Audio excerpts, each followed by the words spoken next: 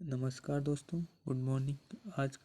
हम पढ़ेंगे static GK में भारत के शास्त्रीय नृत्य। ठीक है, भारत के शास्त्रीय नृत्य पढ़ेंगे तो प्यार से पढ़ेंगे, याद करना है सबको। ठीक है, तो इसको पढ़ेंगे हम, जो कि शास्त्रीय नृत्य के बारे में जानकारी जुटाएंगे।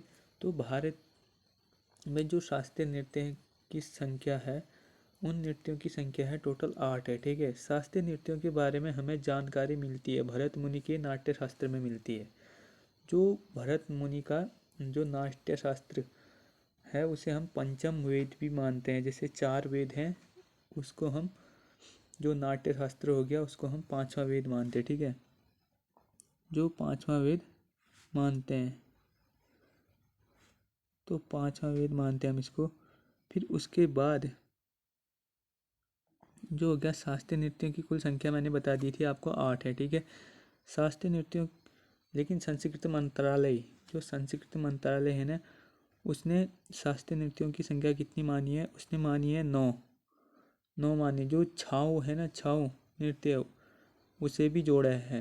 लेकिन संगीत नाटक अकादमी के अनुसार अभी वर्तमान में कितने हैं? उसके अनुसार तो मानते हैं हम, कितने मानते हैं? 8 मानते हैं। ठीक है, 8 मानते हैं। जो कि इसकी स्थापना, संगीत नाटक अकादमी की स्थापना 28 जनवरी 1955 में, इसका मुख्यालय कहाँ है? दिल्ली में है। ठीक है, दिल्ली में इसका मुख्यालय है। जो छऊ छऊ हो गया ना, छऊ को अर्धशास्त्रीय नृत्य भी माना जाता है। मतलब इससे बोलते हैं कि छऊ को अर्धशास्त्रीय नृत्य भी कहा जाता है। और इसे यूनेस्को के अमूर्त सूची धरोहर में 2010 में, और जो राजस्थान का जो कालबेलिया है ना, उसको भी 2010 में शामिल किया गया था। तो इसी प्रकार जो हो गया छाऊ, छाऊ कितने कितने जगह मनाया जाता है? जो छाऊ है ना, वो 3 जगह मनाया जाता है। छाऊ मयूरभंज छाऊ उड़ीसा, और सरायकेला छाऊ झारखंड में मनाया जाता है, और पुरुलिया छाऊ मनाया जाता है तुम्हारा पश्चिम बंगाल में। ठीक है, तो हम इसको एक बार ट्रिक से याद करें। मयूर क्या होता है? उड़ता है। ठीक है, ओडिशा, मयूर क्या होता है? उड़ता है। ओडिशा में सरायकेला मतलब सारे लोग क्या करते हैं? राय देते हैं। किसको? दूसरे को। झारखंड, सारे लोग क्या करते हैं? राय देते हैं। झारखंड से याद करना है। ठीक है इसको। और पुरुलिया मतलब कोई भी आदमी क्या लिखता है? बंगले से। हम इसको क्या करेंगे? बंगले से रिलेट करेंगे। तो पुरुलिया का मतलब, इसका मतलब है पूरा बंगला लिया। किसने लिया? कोई भी आदमी लेता तो आधा बंगला नहीं लेगा, पूरा ही बंगला लेगा। ठीक है, इसके हम शास्त्रीय नृत्यों की संख्या, जो सबसे पुराना शास्त्रीय नृत्य का नाम क्या है? भरतनाट्यम से। भरतनाट्यम, ठीक है, जो दक्षिण भारत का है, जिसे तमिलनाडु का नृत्य है। ठीक है, ओडिशा हो गया, ओडिसी ओडिशा का हो गया। मणिपुरी मणिपुर का हो गया। कुचिपुड़ी हो गया तुम्हारा आंध्र प्रदेश का। ठीक है, कुचिपुड़ी हो गया आंध्र प्रदेश। कथक हो गया यूपी का। उत्तर भारत का एक शास्त्रीय नृत्य है जो कथक है। ठीक है, कथक सबसे पुराना हो गया भरतनाट्यम। कथकली केरल का हो गया। और मोहिनी अट्टम ये भी केरल का। कथकली और मोहिनी अट्टम दोनों केरल के हैं। ठीक है, जो सत्रिय है ना, सत्रिय आसाम सत्र होगा। ठीक है, आसाम सत्र होगा। ये 2000 में जुड़ा था। सबसे नया शास्त्रीय नृत्य है। ठीक है, ये शास्त्रीय नृत्य है। ठीक है, और जो छाऊ हो गया, छाऊ जो संस्कृति मंत्रालय द्वारा जोड़ा गया है। इसे पश्चिम बंगाल, झारखंड और उड़ीसा में तीन स्टेटों में मनाया जाता है। तो इसके बाद हम पढ़ेंगे भरतनाट्यम को। ठीक है, भरतनाट्यम को हम पढ़ेंगे। तो भरतनाट्यम को पढ़ेंगे तो देखो क्या हो रहा है इसमें हो रहा है। भरतनाट्यम का पुराना नाम क्या है?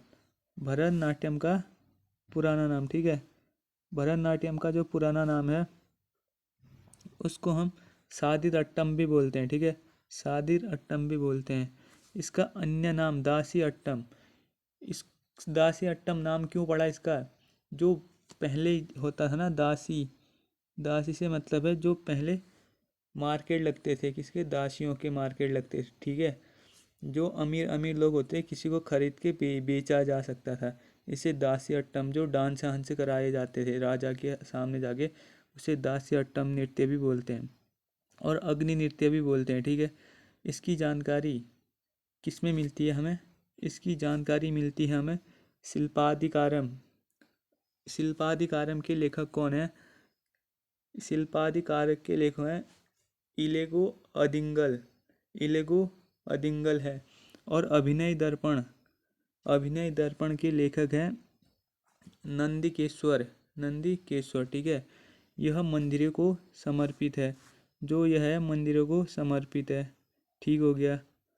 मंदिरों को समर्पित हो गया कौन? भरतनाट्यम। भरतनाट्यम की धर्म से संबंधित है, शैव धर्म से, मतलब जो शिव की क्या करते हैं? पूजा करते हैं या, ठीक है। और नृत्य का आरंभ किससे होता है? इसका आरंभ किससे होता है? ठीक है, जो अलारिप्पू से होता है ना, नृत्य का आरंभ होता है अलारिप्पू से। तो इसके बाद इसमें आता है, तो इसके बाद इसमें आता है, आगे देखिएगा, जो इसका अंत होता है, इसका अंत किससे होता है?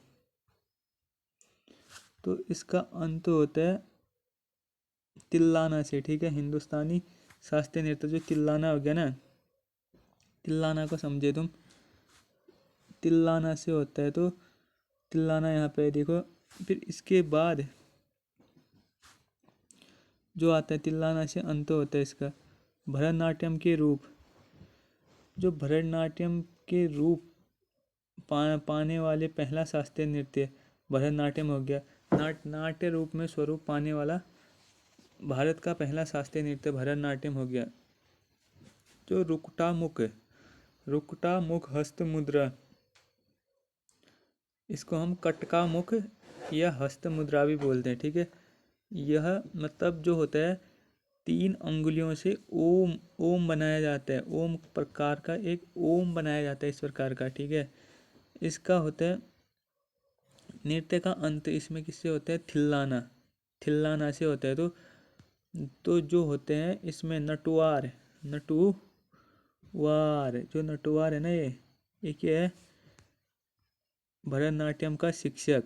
भरतनाट्यम के शिक्षक कविता में पाठ करता है, ठीक है, कविता में पाठ करता है।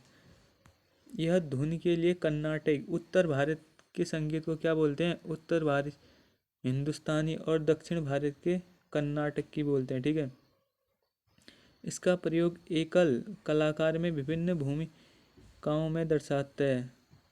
तो हो गया भरतनाट्यम की शैली होगी कला क्षेत्र शैली, बज्जूर शैली।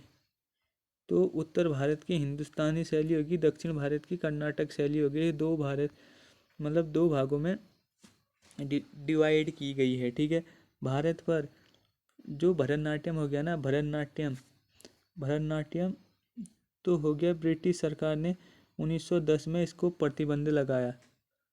कब लगाया? 1910 में ये प्रतिबंध लगाया, ठीक है। तो भरतनाट्यम जो है ना, भरतनाट्यम चिदम्बरम मंदिर तमिलनाडु, जो गोरखपुर में स्थित है, ठीक है, गोरखपुर में स्थित है। इसमें प्रमुख वाद्य यंत्र मृदंगम, वीणा और बांसुरी यंत्र का उपयोग किया जाता है। तो आज हम इतना ही पढ़ेंगे, कल इससे आगे ओडिशा के बारे में पढ़ेंगे, ठीक है। आज भरतनाट्यम के बारे में पढ़ लिया है।